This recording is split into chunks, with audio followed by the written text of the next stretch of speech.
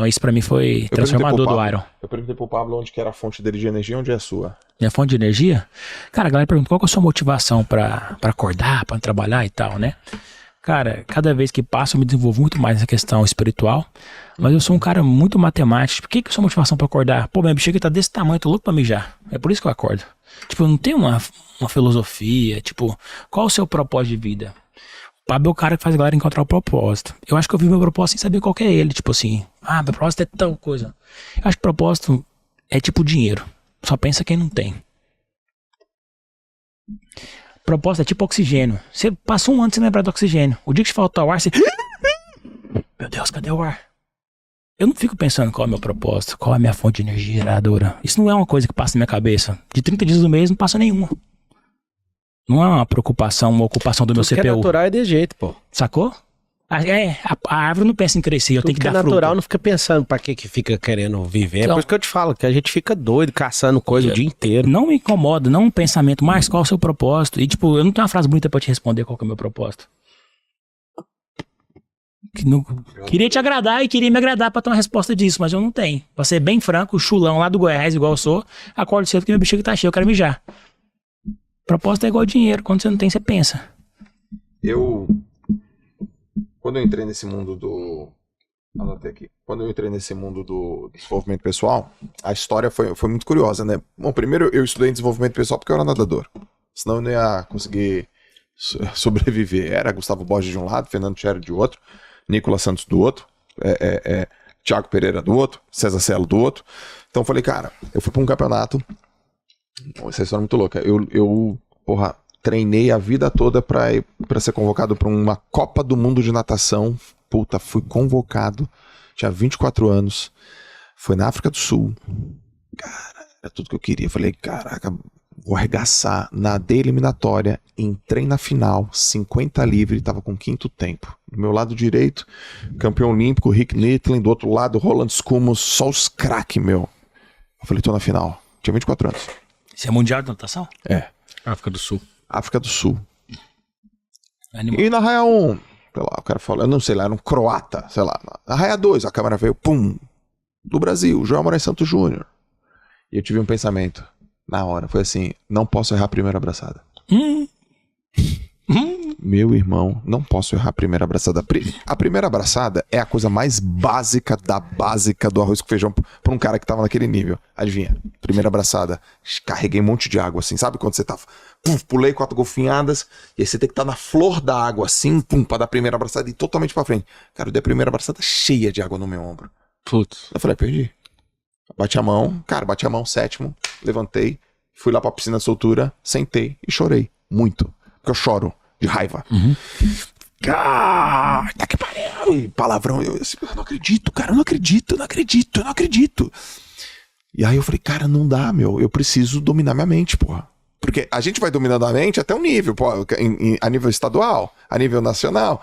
Mas chega num cluster aqui que você fala, caraca, velho, eu tô do lado do Rick Nittling. O cara é o recordista do mundo. E eu caguei na canoa. E foi ali que começou o JJ de hoje. Mas eu fiz pra mim. Eu falei, cara, preciso começar a entender desenvolvimento pessoal. Primeira coisa que eu estudei, programação neurolinguística. Aí comecei a achar uns caras de programação neurolinguística, tal. Comecei a ver, achei meio difícil os textos, tal. Aí comecei a estudar programação neurolinguística, tal, aquele negócio todo. Depois eu fui pra meditação, depois eu fui pra concentração. E aí eu fui, tal. Beleza, acabou minha carreira, virei treinador de natação. Era um treinador psicológico, né? E os atletas que treinavam comigo tinham muito resultado. O Matheus era um exemplo disso, tal. O Matheus bateu um monte de recorde. Aí depois eu fui para lado acadêmico, aquele negócio todo. Depois eu falei, cara, quero empreender. Aí passaram, sei lá, 12 anos. Falei, vou fazer o que da minha vida? Vou parar do desenvolvimento pessoal. Acho que vou falar um pouco sobre, sei lá, performance. E aí quando eu entrei no mercado, eu vi que tinha um assunto crença. Crença, né? A galera falava muito de crença. Crença limitante. Falei, pô, esse assunto é importante. Essa parada lá ferra a galera. Pouco te ferrou na natação. Me ferrou, então eu preciso dominar essa parada. Então deixa eu entender o que é crença limitante. Aí teve o assunto propósito. E aí eu ia nos eventos, qual é o teu propósito? Cara, meu propósito é ajudar as pessoas. Aí o outro, meu propósito é ajudar as pessoas. Eu ficava, caraca, ajudar as pessoas. E o teu, Joel? Eu falava, cara, não tenho, eu não sei que é essa parada. Que é isso, né? Propósito é ajudar as pessoas, propósito é ajudar as pessoas. Mas não é propósito de todo mundo ajudar as pessoas? Eu ficava pensando, né? Não é meio isso assim? E eu comecei a ver que as pessoas não tinham propósito e elas pegavam o propósito de outras pessoas emprestadas que também não tinham propósito, que já tinham pego o propósito de outras pessoas emprestadas que não tinham. E era a frase, meu propósito é ajudar as pessoas. E aí um dia eu me libertei disso. Eu falei, eu não tenho propósito.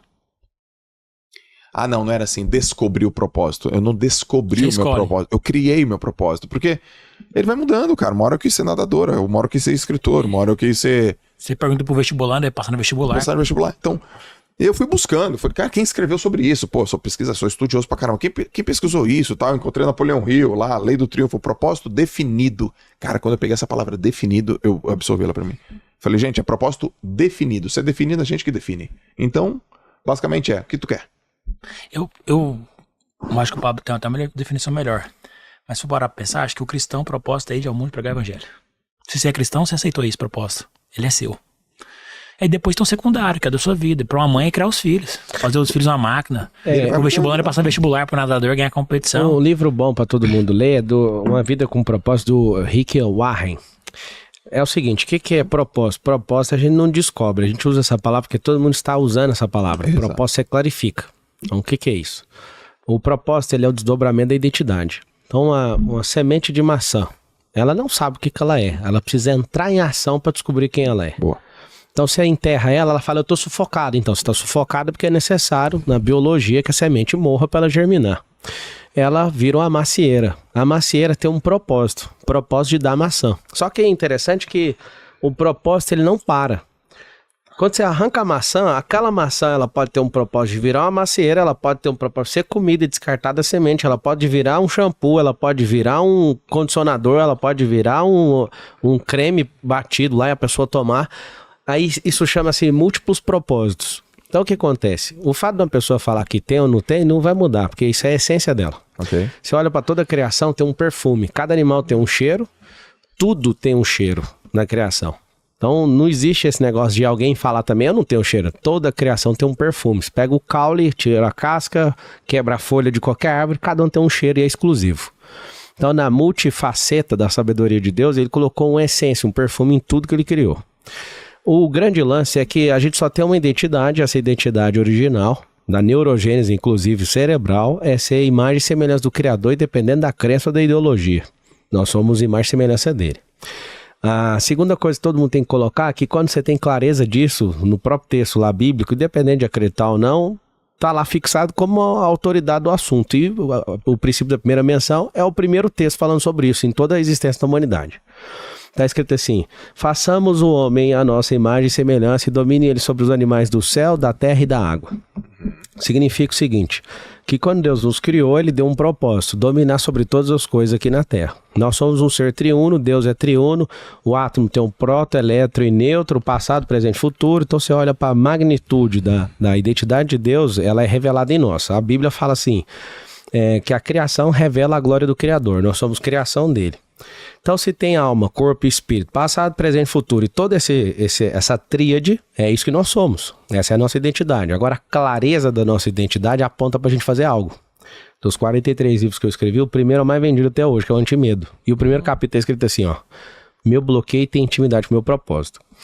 Esse lance, propósito ficou muito comercial. Meu bloqueio tem intimidade com o meu propósito. Tem um versículo da Bíblia que fala isso de outra forma, não tem? Tem. Então o que acontece? Se você é uma pessoa que está caçando um propósito, você é antinaturalista, porque como o Marcos falou, você não precisa caçar isso, está dentro de você. Você precisa ter clareza igual a semente de maçã teve clareza. Você pega um caroço de manga, tem caroço de manga que se convenceu que é o Elvis Presley, colocou uma jaqueta, uma guitarra e acha que é isso. E na verdade não é, cara, você precisa de morrer.